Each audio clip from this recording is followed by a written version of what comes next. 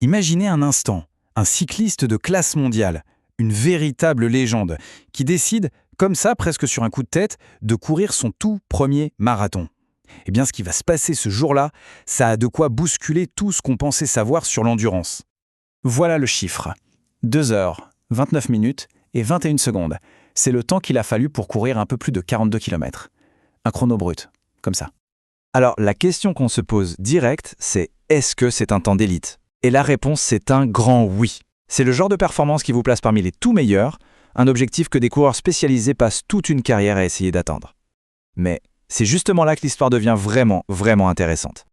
Parce que ce temps, il n'a pas été réalisé par un marathonien aguerri. Pas du tout. C'est la performance pour son tout premier marathon de Tom Dumoulin, un des plus grands cyclistes de sa génération, qui venait à peine de prendre sa retraite.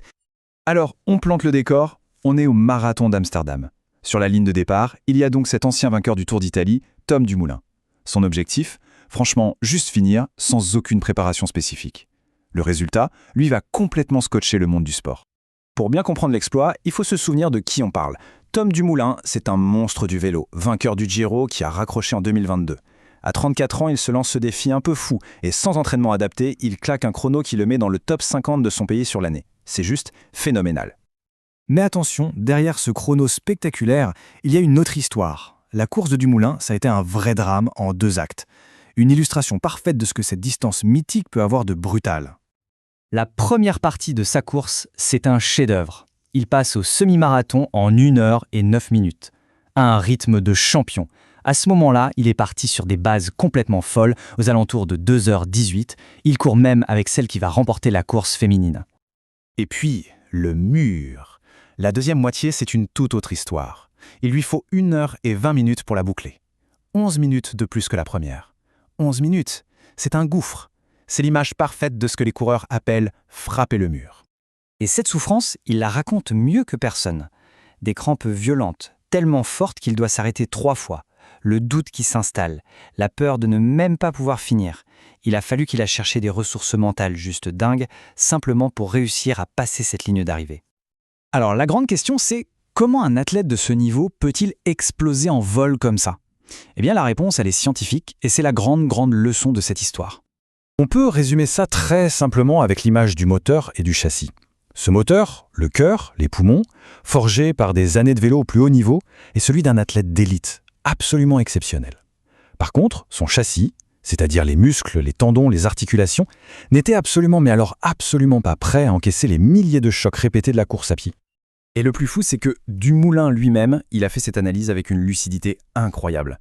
Sa phrase, elle dit tout. Sa condition physique générale était largement au-dessus, mais ses jambes ne pouvaient tout simplement pas supporter le choc. C'est la démonstration parfaite de la spécificité de l'entraînement. Bon, il faut savoir que le cas de Tom Dumoulin, ce n'est pas juste une anecdote isolée. Pas du tout. En fait, ça s'inscrit dans un mouvement beaucoup plus large qui est en train de transformer la préparation dans le cyclisme pro. On voit de plus en plus de stars du vélo chausser les baskets. Geraint Thomas, Nasser Bouhanni qui sort un super 2h34, et ce ne sont pas que des retraités, hein. Même la superstar actuelle, Tadej Pogačar, intègre maintenant la course dans sa routine. Et ça, c'est une vraie révolution dans les mentalités. Pendant des décennies, on disait aux cyclistes « surtout ne courez pas », c'est le risque de blessure assurée. Aujourd'hui, on a compris que c'est un atout, notamment pour renforcer les os, ce que le vélo fait très peu, mais aussi pour casser la routine, pour apporter un peu de variété mentale. C'est essentiel pour ces athlètes. Alors qu'est-ce qu'on retient de tout ça au final? Au-delà du chrono, au-delà de la science, cette aventure Tom Dumoulin nous amène à réfléchir à quelque chose de plus profond, ce qui nous pousse, nous tous, à nous dépasser. Pourquoi il a fait ça? Eh bien la réponse est super simple, juste pour le plaisir de la découverte. Sur son vélo, il était dans le contrôle total, il connaissait ses limites par cœur. La course à pied, c'était l'occasion de redevenir un débutant, de se laisser aller, de se laisser surprendre. Et cette phrase, elle va parler à quiconque a déjà couru un marathon. Ce sentiment, juste après la ligne d'arrivée, ce mélange de douleur et de fierté, ce fameux plus jamais qui, quelques jours après, se transforme tranquillement en « et si on remettait ça ?» Ça rend son exploit incroyablement humain. Finalement, toute cette histoire nous laisse avec une grande question. La vraie limite de l'endurance, elle est où? Est-ce que c'est dans notre cœur, dans nos poumons, ou est-ce que c'est plutôt dans nos muscles, nos tendons, et peut-être surtout dans notre tête? Franchement, c'est grâce à des histoires comme la sienne que cette question restera toujours aussi passionnante.